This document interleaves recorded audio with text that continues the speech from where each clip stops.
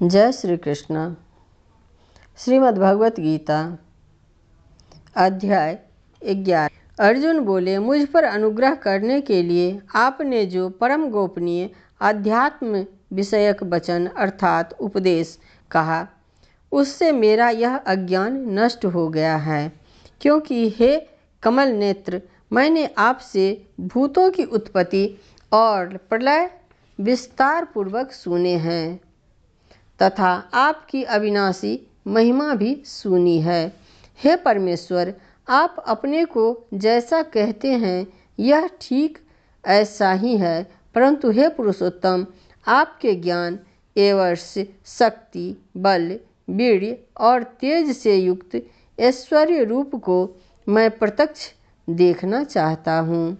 हे प्रभु, यदि मेरे द्वारा आपका वह रूप देखा जाना शक्य है, ऐसा आप मानते हैं, तो हे योगेश्वर, उस अविनाशी स्वरूप का मुझे दर्शन कराइए। श्री भगवान बोले, हे पार्थ, अब तू मेरे सैकड़ों हजारों नाना प्रकार के और नाना वर्ण तथा नाना आकृति वाले अलौकिक रूपों को देख।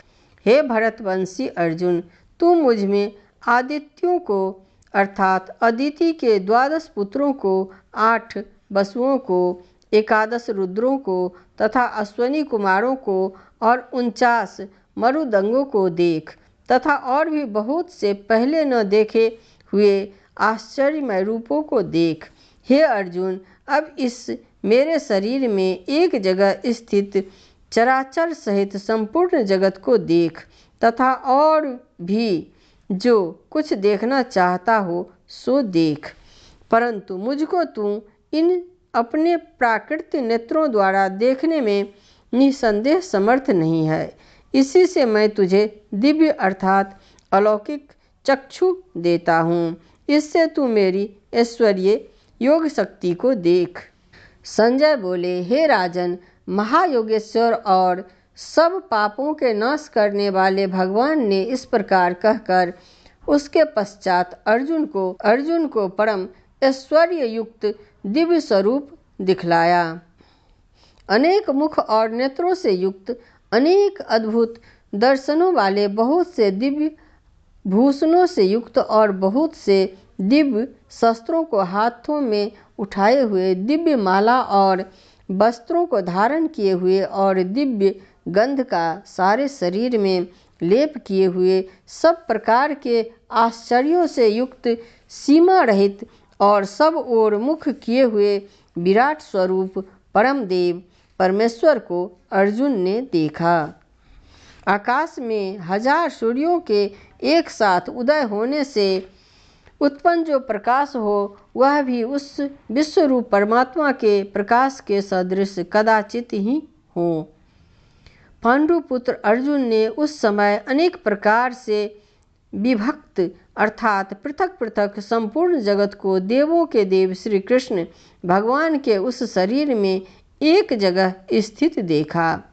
उसके अनंतर वे आश्चर्य से चकित और पुलकित शरीर अर्जुन प्रकाशमय विश्वरूप परमात्मा को श्रद्धा भक्ति सहित सिर से प्रणाम करके हाथ जोड़कर बोले। अर्जुन बोले, हे देव, मैं आपके शरीर में संपूर्ण देवों को तथा अनेक भूतों के समुदाय को, कमल के आसन पर विराजित ब्रह्मा को, महादेव को और संपूर्ण ऋषियों को तथा दिव्य सर्पों को देखता हूँ। हे संपूर्ण विश्व के स्वामिन, आपको अनेक भुजा, पेट, मुख और नेत्रों से युक्त तथा सब ओर से अनंत रूपों वाला देखता हूँ। हे विश्वरूप, मैं आपके न अंत को देखता हूँ, न मध्य को और न आदि को ही। आपको मैं मुकुट युक्त, गदा युक्त और चक्र युक्त तथा सब ओर से प्रकाशमान तेज के पुंज, प्रज्वलित अग्नि और सूर्य के सदृश ज्योति युक्त, कठिनता से देखे जाने योग्य और सब ओर अप्रमेय स्वरूप देखता हूँ। हैं आप ही जानने योग्य परम अक्षर अर्थात परब्रह्म परमात्मा हैं। आप ही इस जगत के परम आश्रय हैं। आप ही अनादि धर्म के रक्षक हैं और आप ही अविनाशी सनातन पुरुष हैं, ऐसा मेरा मत है। आपको आदि अंत और मध्य से रहित, अनंत सामर्थ्य से युक्त, अनंत भुजा वाले, चंद्र सूर्य रूप नेत्रों वाले, प्रज्वलित अग्नि रूप मुख वाले और अपने तेज से इस जगत को संतप्त करते हुए देखता हूँ। हे महात्मन, यह स्वर्ग और पृथ्वी के बीच का संपूर्ण आकाश तथा सब दिशाएं एक आप से ही परिपूर्ण तथा आपके इस अलौकिक और भयंकर रूप को देखकर तीनों लोक अति व्यथा को प्राप्त हो रहे हैं। वे ही देवताओं के समूह आप में प्रवेश करते हैं और कुछ भयभीत होकर हाथ जोड़े आपके नाम और गुणों का उच्चारण करते हैं तथा महर्षि और सिद्धों के समुदाय कल्याण हो ऐसा कहकर उत्तम उत्तम स्तोत्रों द्वारा आपकी स्तुति करते हैं। जो 11 रुद्र और 12 आदित्य तथा 8 वसु, साध्यगण, विश्वदेव, अश्वनी कुमार तथा मरुदंग और पितरों का समुदाय तथा गंधर्व, यक्ष, राक्षस और सिद्धों के समुदाय हैं, वे सब ही विस्मित होकर आपको देखते हैं। हे महाबाहों, आपके बहुत मुख और नेत्रों वाले, बहुत हाथ, जंघा और पैरों वाले, बहुत उदरों वाले और बहुत ही दाढ़ों के कारण अत्यंत विकराल महान रूप को देखकर सब लोग व्याकुल हो रहे हैं तथा मैं भी व्याकुल हो रहा हूँ, क्योंकि हे विष्णु, आकाश को स्पर्श करने वाले देदीप्यमान अनेक वर्णों से युक्त तथा फैलाए हुए मुख और प्रकाशमान विशाल नेत्रों से युक्त आपको देखकर भयभीत अंतःकरण वाला मैं धीरज और शांति नहीं पाता हूँ। दाढ़ों के कारण विकराल और प्रलय काल की अग्नि के समान प्रज्वलित आपके मुखों को देखकर मैं दिशाओं को नहीं जानता हूँ और सुख भी नहीं पाता हूँ। इसीलिए हे देवेश, हे जगन्निवास, आप प्रसन्न हों। वे सभी धृतराष्ट्र के पुत्र राजाओं के समुदाय सहित आप में प्रवेश कर रहे हैं और भीष्म पितामह, द्रोणाचार्य तथा वह कर्ण और हमारे पक्ष के भी प्रधान योद्धाओं के सहित सब के सब आपके दाढ़ों के कारण विकराल भयानक मुखों में बड़े वेग से दौड़ते हुए प्रवेश कर रहे हैं और कई एक चूर्ण हुए सिरों सहित आपके दांतों के बीच में लगे हुए दिख रहे हैं। जैसे नदियों के बहुत से जल के प्रभाव स्वाभाविक ही समुद्र के ही सम्मुख दौड़ते हैं, अर्थात समुद्र में प्रवेश करते हैं, वैसे ही वे नरलोक के वीर भी आपके प्रज्वलित मुखों में प्रवेश कर रहे हैं। जैसे पतंग मोहवश नष्ट होने के लिए प्रज्वलित अग्नि में अति वेग से दौड़ते हुए प्रवेश करते हैं, वैसे ही ये सब लोग भी अपने नाश के लिए आपके मुखों में अति वेग से दौड़ते हुए प्रवेश कर रहे हैं। आप उन संपूर्ण लोकों को प्रज्वलित मुखों द्वारा ग्रास करते हुए सब ओर से बार बार चाट रहे हैं। हे विष्णु, आपका उग्र प्रकाश संपूर्ण जगत को तेज के द्वारा परिपूर्ण करके तपा रहा है। मुझे बतलाइए कि आप उग्र रूप वाले कौन हैं। हे देवों में श्रेष्ठ, आपको नमस्कार हो। आप प्रसन्न होइए। आदि पुरुष, आपको मैं विशेष रूप से जानना चाहता हूँ, क्योंकि मैं आपकी प्रवृत्ति को नहीं जानता। श्री भगवान बोले, मैं लोकों का नाश करने वाला बढ़ा हुआ महाकाल हूँ। इस समय इन लोकों को नष्ट करने के लिए प्रवृत्त हुआ हूँ। इसीलिए जो प्रतिपक्षियों की सेना में स्थित योद्धा लोग हैं, वे सब तेरे बिना भी नहीं रहेंगे, अर्थात तेरे युद्ध न करने पर भी इन सब का नाश हो जाएगा। अतएव तू उठ, यश प्राप्त कर और शत्रुओं को जीतकर धन्य धान्य से संपन्न राज्य को भोग। ये सब सूरवीर पहले ही से मेरे ही द्वारा मारे हुए हैं। हे सव्यसाचीन, तू तो केवल निमित्त मात्र बन जा। द्रोणाचार्य और भीष्म पितामह तथा जयद्रथ और कर्ण तथा और भी बहुत से मेरे द्वारा मारे हुए सूरवीर योद्धाओं को तू मार। भय मत कर, निसंदेह तू युद्ध में बैरियों को जीतेगा, इसीलिए युद्ध कर। संजय बोले। केशव भगवान के इस वचन को सुनकर मुकुटधारी अर्जुन हाथ जोड़कर कांपता हुआ नमस्कार करके फिर भी अत्यंत भयभीत होकर प्रणाम करके भगवान श्री कृष्ण के प्रति गदगद वाणी से बोले। अर्जुन बोले, हे अंतर्यामिन, यह योग ही है कि आपके नाम, गुण और प्रभाव के कीर्तन से जगत अति हर्षित हो रहा है और अनुराग को भी प्राप्त हो रहा है तथा भयभीत राक्षस लोग दिशाओं में भाग रहे हैं और सब सिद्ध गणों के समुदाय नमस्कार कर रहे हैं।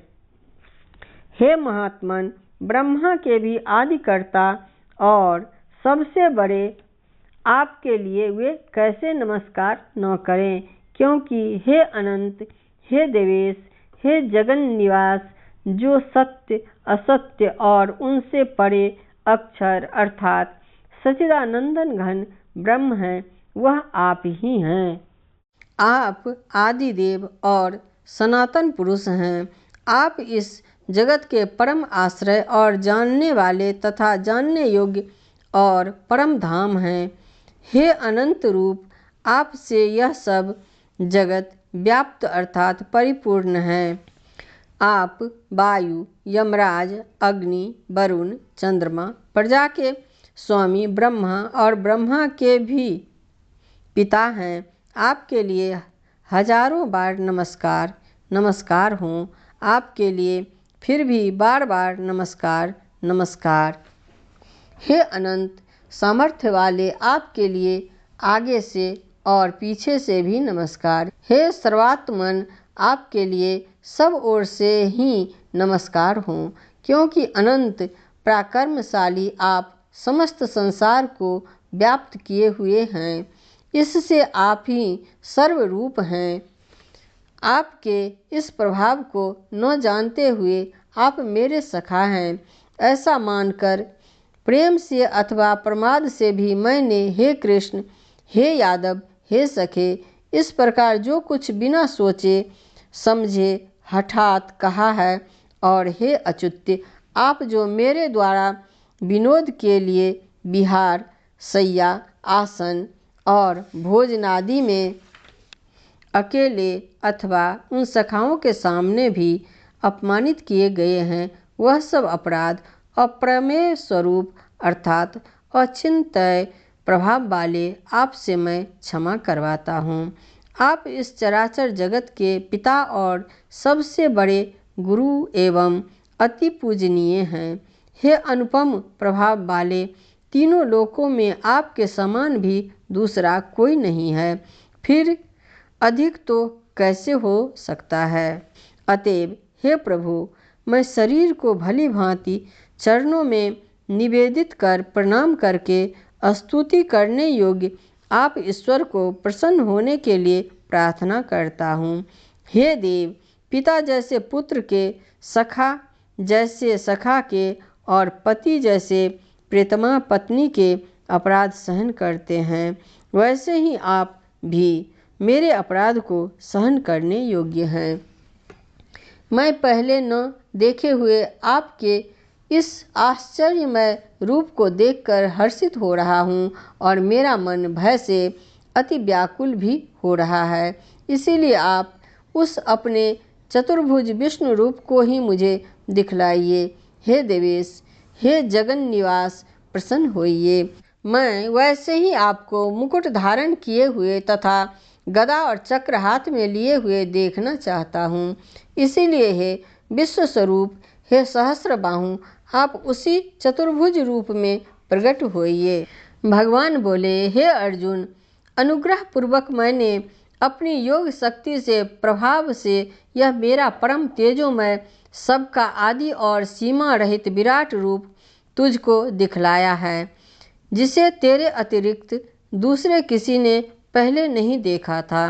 हे अर्जुन, मनुष्यलोक में इस प्रकार विश्व रूप वाला मैं न वेद और यज्ञों के अध्ययन से, न दान से, न क्रियाओं से और न उग्र तपों से ही तेरे अतिरिक्त दूसरे के द्वारा देखा जा सकता हूँ।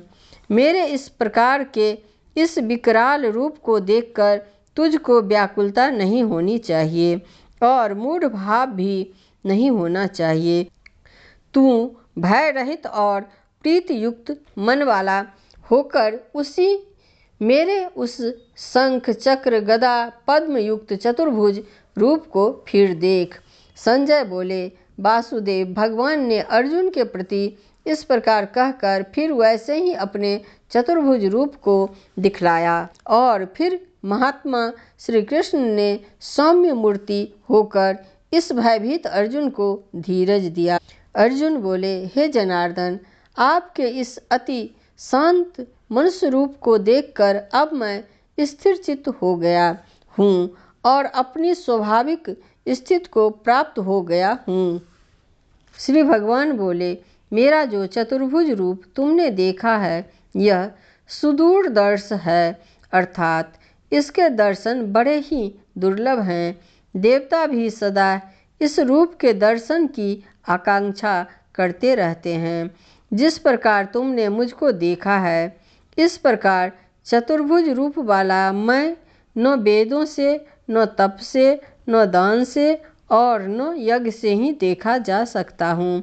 परंतु हे परंतप अर्जुन, अनन्य भक्ति के द्वारा इस प्रकार चतुर्भुज रूप वाला मैं प्रत्यक्ष देखने के लिए, तत्व से जानने के लिए तथा प्रवेश करने के लिए, अर्थात एक ही भाव से प्राप्त होने के लिए भी शाक्य हूँ। हे अर्जुन, जो पुरुष केवल मेरे ही लिए संपूर्ण कर्तव्य कर्मों को करने वाला है, मेरे परायण है, मेरा भक्त है, आसक्ति रहित है और संपूर्ण भूत प्राणियों में वैर भाव से रहित है, वह अनन्य भक्ति युक्त पुरुष मुझको ही प्राप्त होता है। ओम तत्सदिति श्रीमद्भगवद्गीता सुपनिषत्सु ब्रह्म विद्याये योग शास्त्रे श्री कृष्ण अर्जुन संवादे विश्व रूप दर्शन योगो नाम 11 अध्याय। जय श्री कृष्ण।